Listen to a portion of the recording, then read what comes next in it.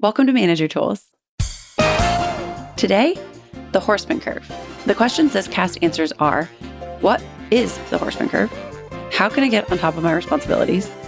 And why does it seem so hard to make change work?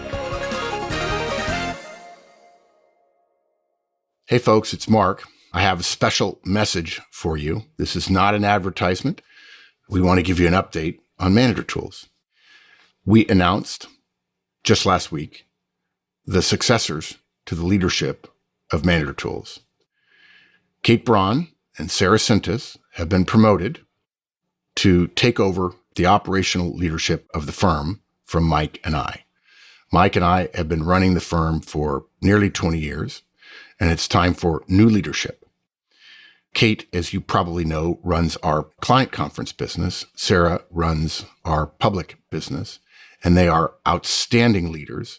And this is the culmination of a 2-year plan to assure the succession, the ascension, if you will, of Kate and Sarah to managing partner roles. You'll notice there's no CEO. There's 2 managing partners. Most people would push back at 2 people in a box, what is known in corporate structure as 2 in a box. But we have no worries with Kate and Sarah. They have an exceptional relationship, and we trust them completely to achieve what Mike and I have achieved running the business for so long, based on trust and a ton of communication back and forth. What that means is Mike and I will be retiring upon their final taking over of their roles. There is a transition process ahead. We're already making changes to our organizational chart. And no later than June of 2023, Mike and I will be retired. We will go to the board of directors, and we will oversee the new growth, the better growth of Manager Tools under Kate and Sarah. And I'll have a few more words about Kate and Sarah in the second ad.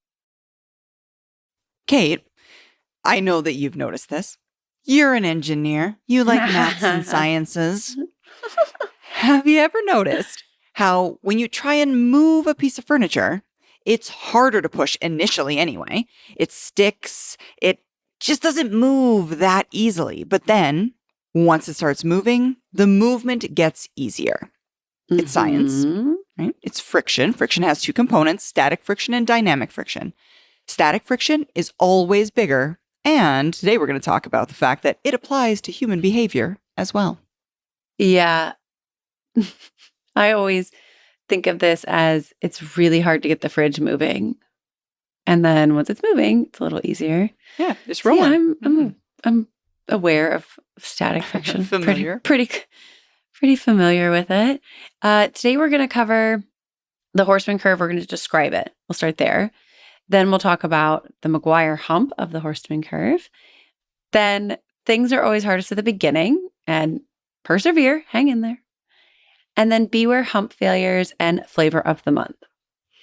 So that's our kind of overview for today.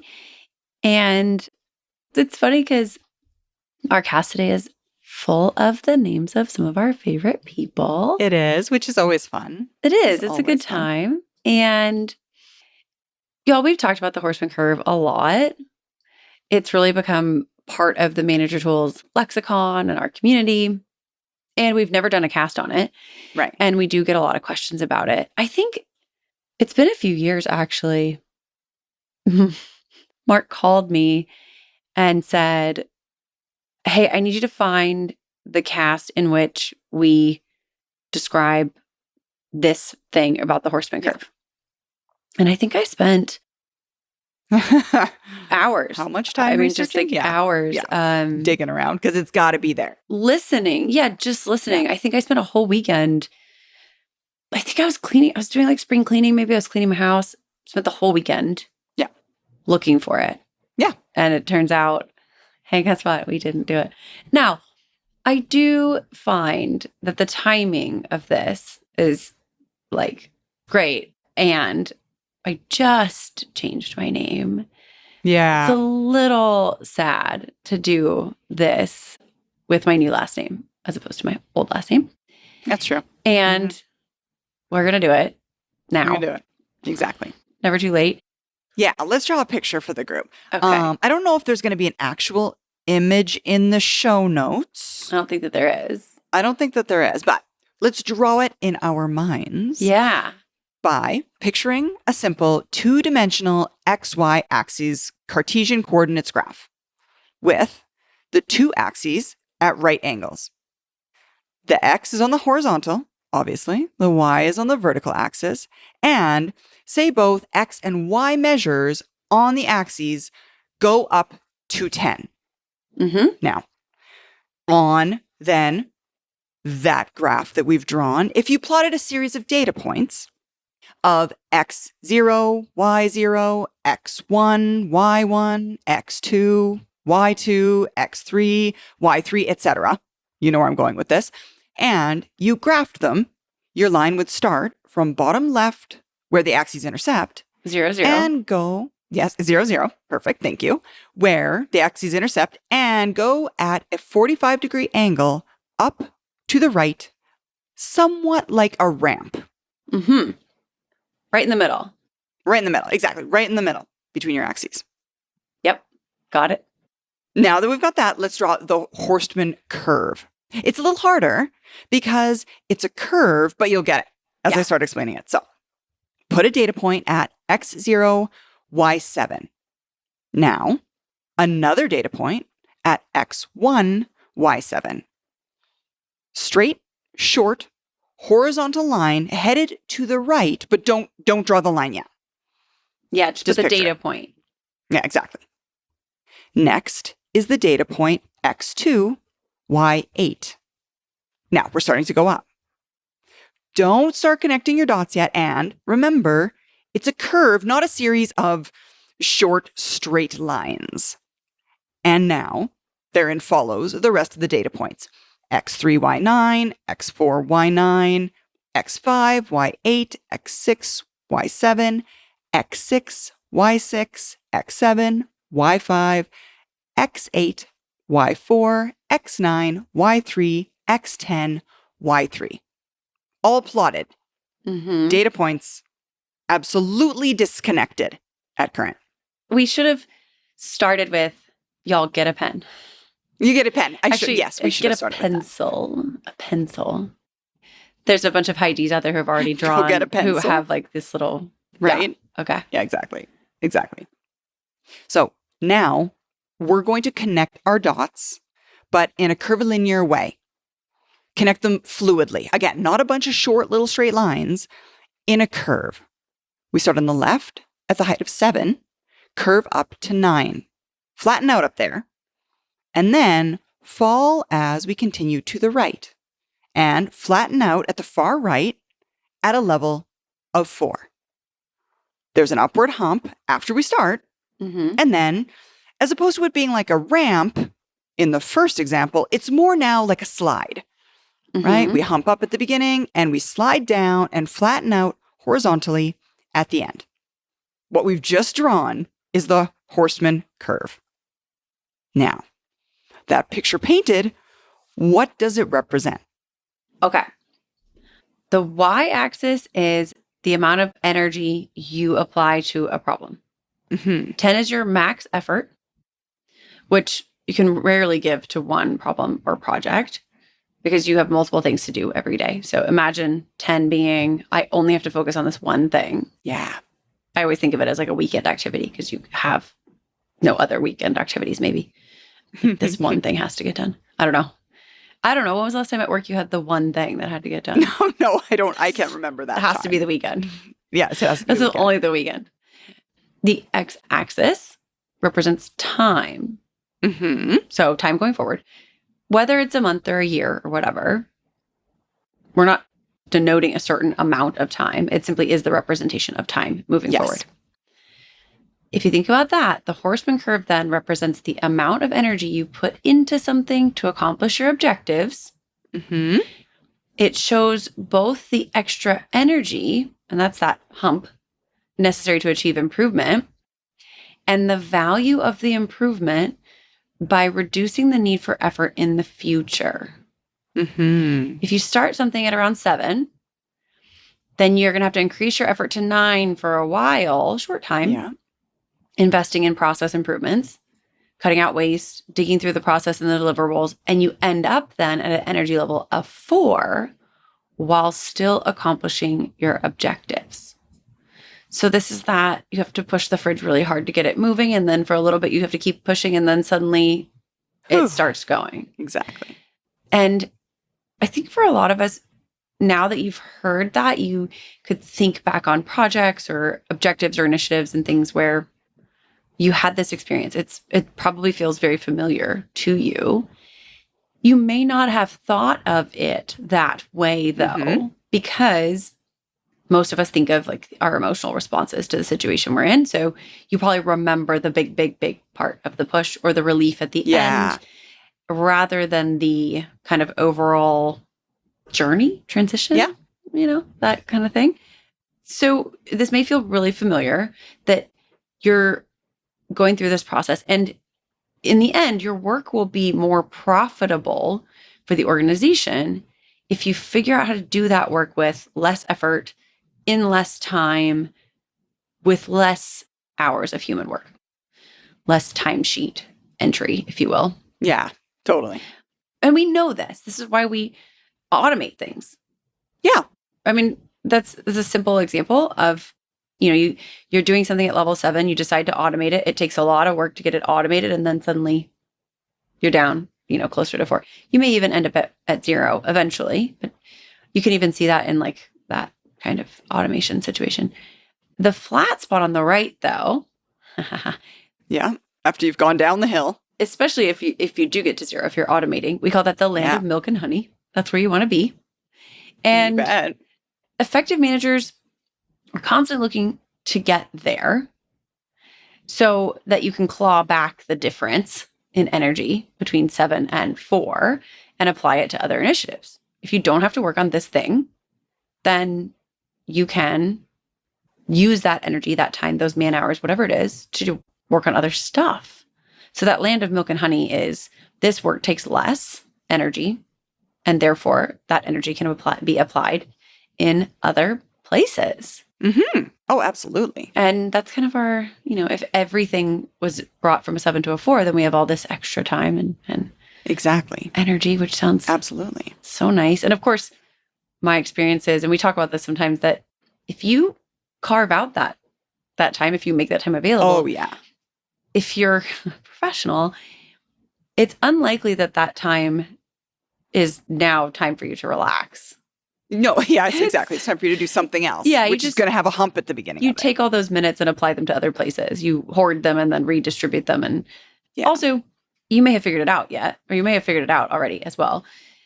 A 4 will gradually creep back up to a 7 when you do that, moving those minutes back over. Yeah. So you find the thing that you can lower your time and effort investment in, and you lower it in that area. Then you take those minutes and put them somewhere else. And then suddenly those minutes bring you to a new 7, and you have to do it again. So we're constantly, it's like it's like Candyland. It's like Candyland. It's like Candyland, where you get almost all the way to the end and you fall. I guess it is a lot like, it's the chutes and ladders. It's both. Yeah. It's chutes and ladders. Yeah, exactly. Now, we have highlighted in the past, although we don't often highlight Manager Tools' internal processes, we have a perfect example internally. It's our Cypress software. Now, Cypress is, if you're interested, we're going to explain a little bit about it going forward here. It is fully detailed in one of our Hall of Fame podcasts called the Manager Tools Work Management Spreadsheet. So, Cypress is a tool, it's a software, from which we run all of our public and client events. Cypress is led by our operations associate, Cassie Smith, who you've probably heard us refer to. If you read things we think, you've heard of Cassie, I'm sure. Now, for each of the events, public and client, which we run, and there are hundreds of these events each year, we have, for each of them, roughly 200 deliverables. And it starts as early on as the booking date we literally start talking to customer X here, all the way to the end, which is payment at the hotel, finalization of profit and loss statement, etc. It's got all of the details required to operate each and every event. And almost everyone at Manager Tools has at least one deliverable for every delivery which we at Manager Tools run. So if you think about it all of those numbers, all of the major large spreadsheet that you can be envisioning in your mind right now, and you think about the complexity of 30 to 50 events being simultaneously prepared for and delivered and followed up on with 200 tasks per evolution, it's massive. There's so much work. I live in Cyprus, as do you. Yes. And when you say it like that, it's the fish water thing. I'm in Cyprus every day. I use it every day. It informs many of my tasks and works and things like that. Priorities even. The very first thing that I have to do on Monday morning is from Cyprus, right? Next week, not always. When you say it like that, it just sounds like a lot. A lot, I know. It sounds like a lot. It gives you a feeling of anxiety, kind of like, oh, that's a lot. Well, I'm so funny. I'm just so, I should be every day impressed by it, but I live with it. So I'm honestly actually just frustrated by it most of the time because I'm annoyed by the lack of green.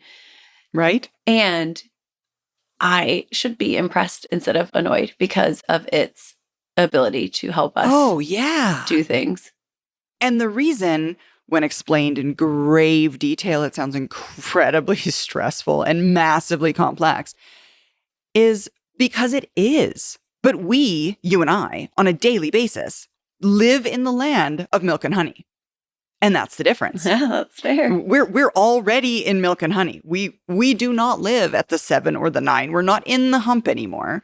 Yeah. We're in operations. Because by investing in and developing and tuning constantly, like it doesn't fully operate itself. Things change, right? We're tuning it. We're adding things. We're moving things. Every week. Because we're constantly monitoring it, but we've already done the investment and development piece of it, we're able to grow our ability to conduct conferences without hiring a single person, which is always the major cost when you're at that hump stage, right? When your new project, your new initiative, your new conference event, new client event, it would seem sensical. Okay, we need another person to do extra work, but we don't. Right. Because we've already created a process. Now these events just move into the process. Right. And we're able to operationalize them without adding a bunch of burden, which would cause us to need more people on the team because we don't. Yeah. It's operationalized. And it's not just that, right? Yeah. We've climbed over and we've maybe fell down a little bit because it had we're still rolled down. Yeah, we rolled gently down the Horstman Curve. Brought us another, maybe more valuable benefit. When COVID hit, we had to turn all of our training into virtual events delivered via Zoom. Immediately. Yeah. And it was... Our jobs were made illegal, is what she's saying. It was basically outlawed for us to go to people and talk to them about management. That's what we do. We had to do it. I remember those months of creation and change as some of the hardest of my professional career. There was a lot right in the middle of the hump. Yeah. Oh, gosh. Yeah, 8 hours of training really can't be directly replicated into Zoom. And some of you listening... No one wants to sit at their computer for 8 hours. The whole point of people wanting to work from home is so they can do their laundry, right? Yeah. 8 hours of training can't be replicated directly into Zoom. And you may have attended one of our virtual trainings, EMC, ECC, EHM, ERM. If you did, you know we had to break them up into small modules. EMC is 4, ECC is 1, but EHM is 2. Yeah. So now we have all these 200 deliverables, essentially nearly exactly multiplied by 4 for EMC. Because, though, that we were already in the land of milk and honey, we, again, did not have to add any staff. Nope. The 4 probably became a 6, but not a 7, Uh-huh. like it would have become before Cypress. Yes. And certainly not a 9, which is If we didn't have a Cypress at all. Yeah, like it would have before been Cypress. reinvention of a wheel. I can tell y'all without any doubt in my mind that it would have been unsustainable and expensive because it was almost already unsustainable. And if we had not had the benefit of Cypress and our ability to simply tweak Cypress, Yep. I would like to not imagine that world. I'm going to put that out of my brain. Mhm. Okay. All this to Too much say, stress. y'all, it's a manager's job to drive processes and initiatives over the hump into the more profitable and more lovely land of milk and honey to prepare for the kind of disruptions which are Yeah. inevitable in our modern world. Folks, to continue our public service announcement regarding the succession of Kate and Sarah to being managing partners, I just want to say a word about each one of them. Both Kate and Sarah have been with the firm for nearly 10 years, and they are both exceptional people. Sarah has been with us a little longer, and I can tell you, I knew when I interviewed her that she was going to make a significant difference for us.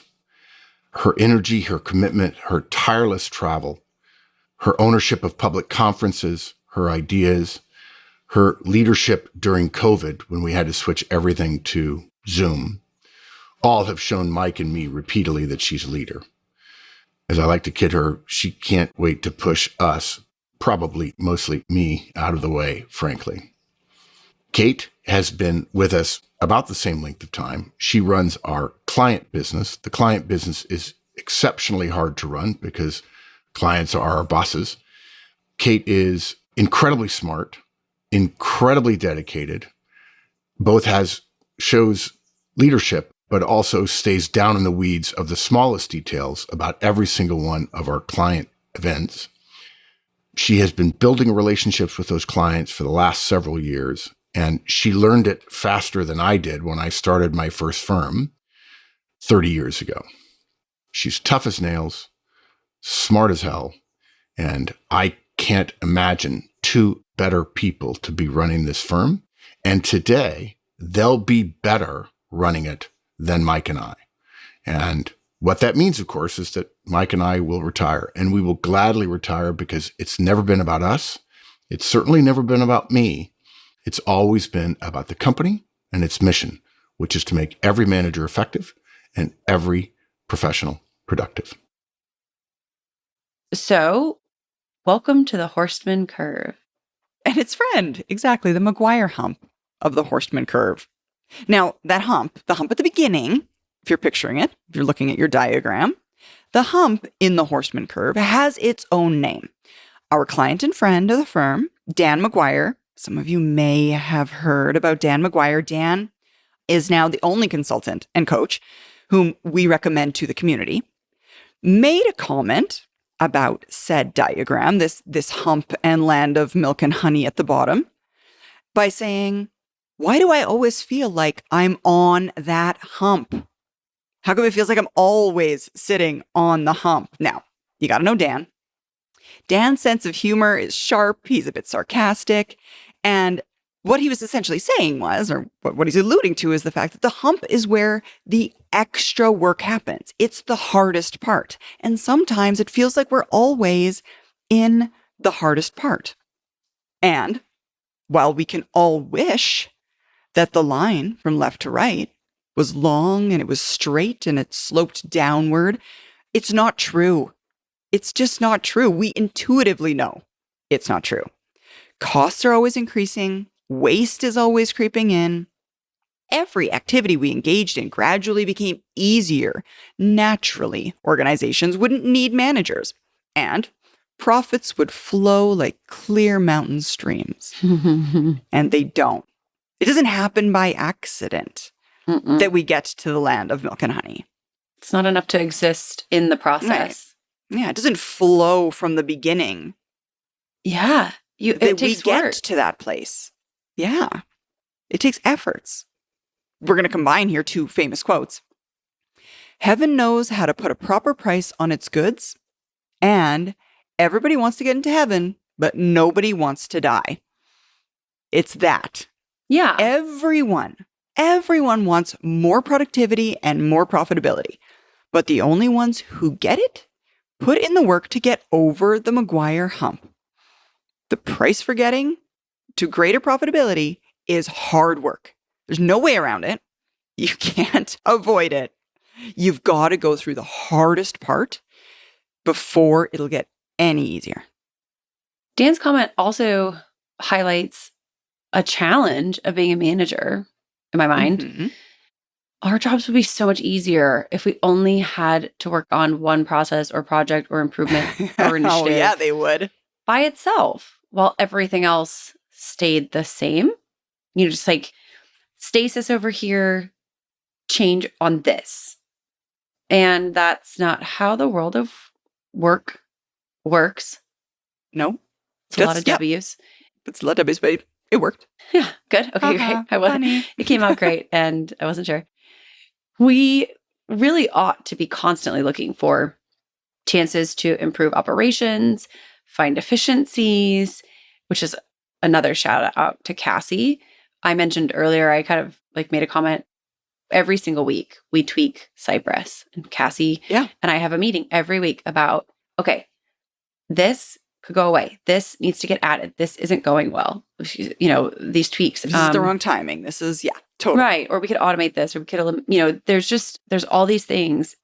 So, Cassie, if you're listening, well done. Looking for ways to improve operations and find efficiencies.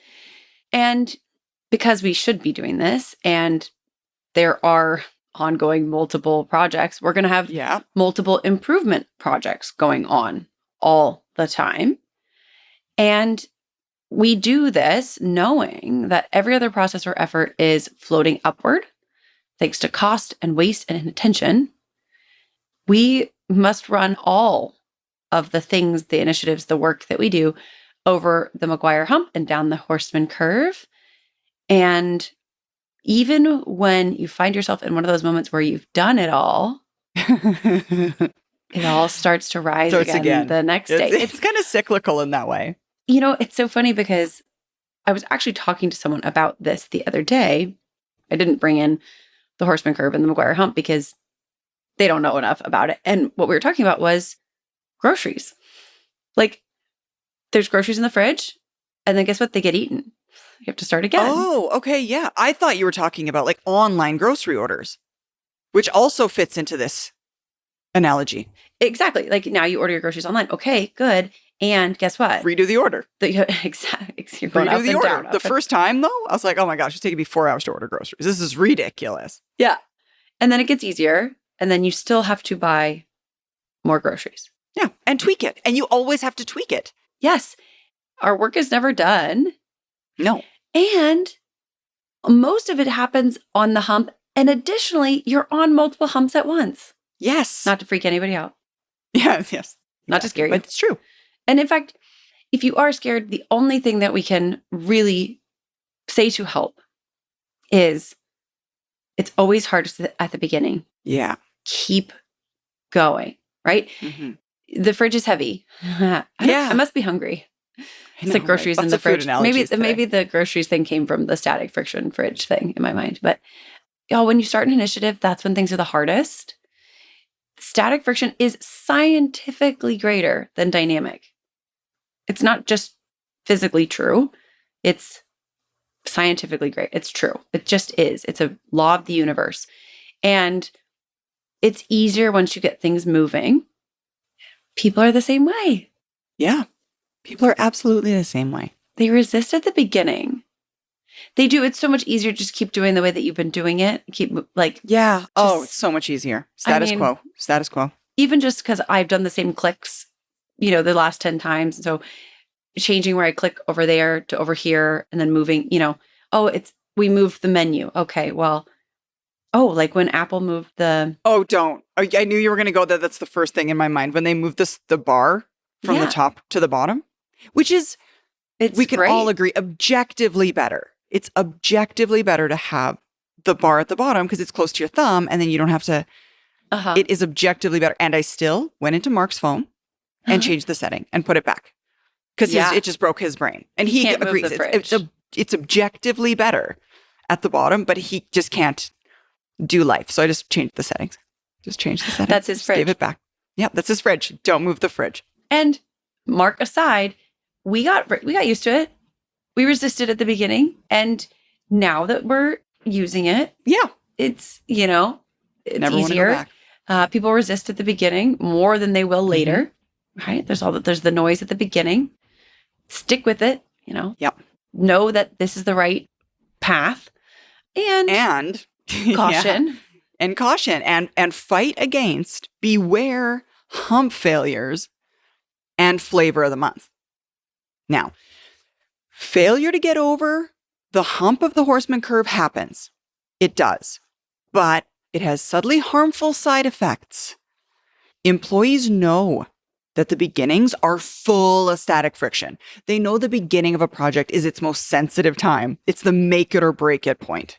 And what that means is if we as managers don't persist, if we don't get involved, if we don't hold people accountable, the initiative will fail. Yeah. And repeated failures of started initiatives due to our lack of oversight, I'm going to say, on these types of tasks, these types of projects, creates a situation where our employees learn that they can slow play an effort, and if they do it, they could potentially kill an initiative.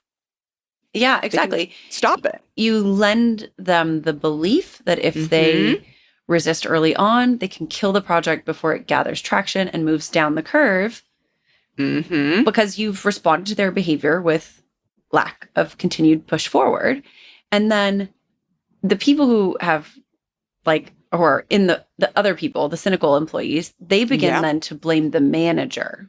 And we're not blameless if we don't persevere. However, it's not always lack of perseverance. Right. So if they see that happen a few times, then they start to say, oh, flavor of the month. There we go again. Another new initiative that is going to go away due to, they see it as another new initiative that'll just go away. And I don't know that most people really think about it being lack of managerial persistence or insidious, negative employee resistance. I think they just think that some managers, I think a lot of directs just think that some managers. Ooh, shiny. Yeah, exactly. You get that reputation for that. To what you said a minute ago, Kate, because I don't want to lose the thread. You said sometimes, and it's absolutely true, sometimes these new initiatives start and it's not just our lack of perseverance or employees pushing back that causes us to end an initiative because we as the organization decide, you know what, this is not a good one to follow. I mean, we tried it, we're over it, we're done. So what that means to me is when initiatives in your organization are intentionally killed or canceled for whatever reason, communication is required. Sometimes initiatives no longer work. Don't just kill 100%. them and then let everybody know, but don't explain it fully and have them be led to believe that your lack of perseverance caused it to fade away into the background.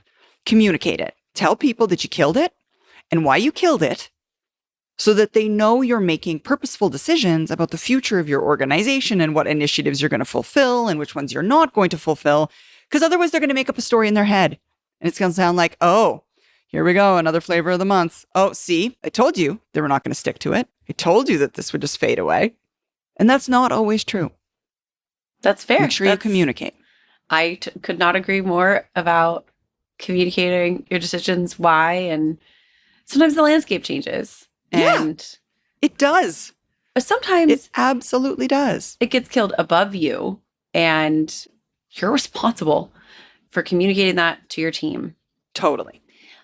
Okay, so if we go back, so if you do end up in a situation where there's some flavor of the month noise being bandied about, one thing you could do is slow the pace of initiatives and persist with the ones you do start.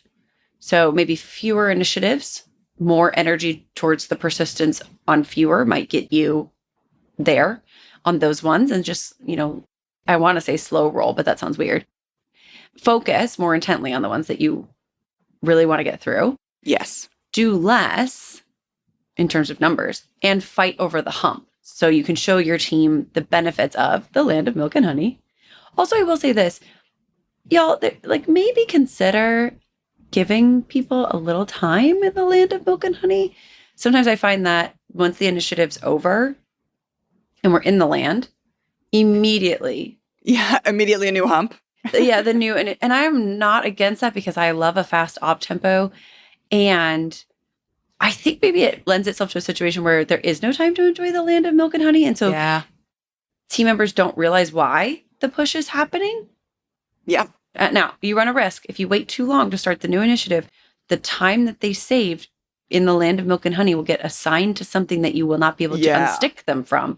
And you'll be back in a static friction mode because they've reassigned those minutes. So careful. However, maybe like a few minutes of milk and honey before we begin again.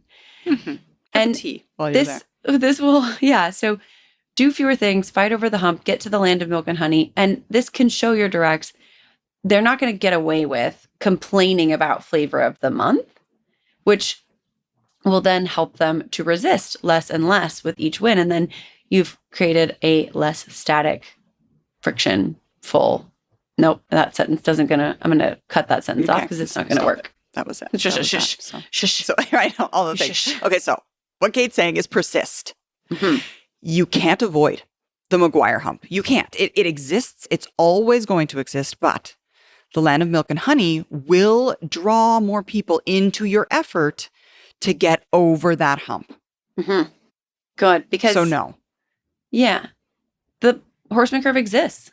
It does. Yeah. Knowing the shape of it, as managers, we can steel ourselves to fight over the hump and get into the land of milk and honey, which then is a place of more productivity and profitability. Which we can all agree is what we want. It sounds nice. It does sound quite nice. All right. Thanks, dude. All right. Thanks, dude. It was so good. It was so fun. Yeah. Thanks, all. That is it for today. We'll see you back next week with a new topic. Bye, y'all.